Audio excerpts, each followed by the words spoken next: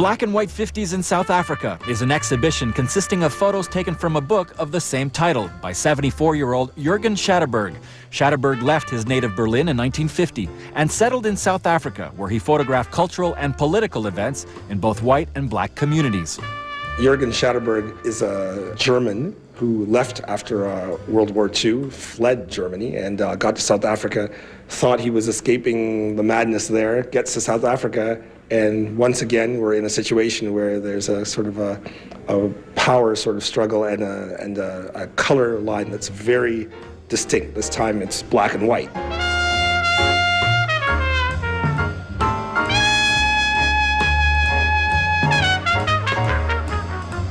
But he's roaming the streets of Johannesburg and of South Africa with a camera at a time when things were about to change. He was on the cusp.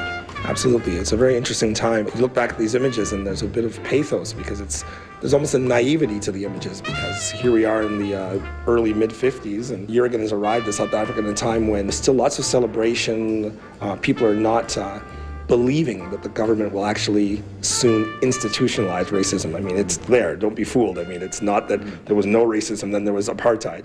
The apartheid had been, over 100 years before, it had been brewing, but it became institutionalized sort of at the end of this era. By the time you're into the 1960s, it's the law. Whites go to these beaches, blacks go to those beaches. The 50s were a never-ending dance in the rain.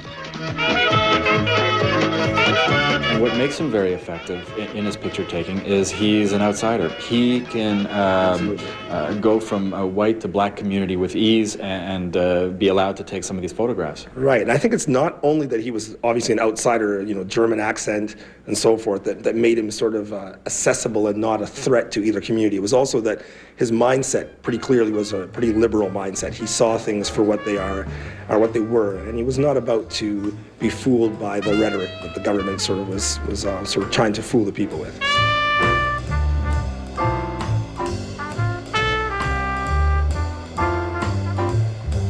Trying to let people know about an era that is kind of largely forgotten. We get a lot of images of the actual oppression and struggle, the beatings and the brutal violence that took place in the apartheid era subsequent to these photos. Mm-hmm. But very little is known about this rich cultural life that was taking place, particularly in the black community in South Africa at the time. And I think, it's obvious that the white community was sort of completely in a cocoon and did not know that there was all that richness going on at the time.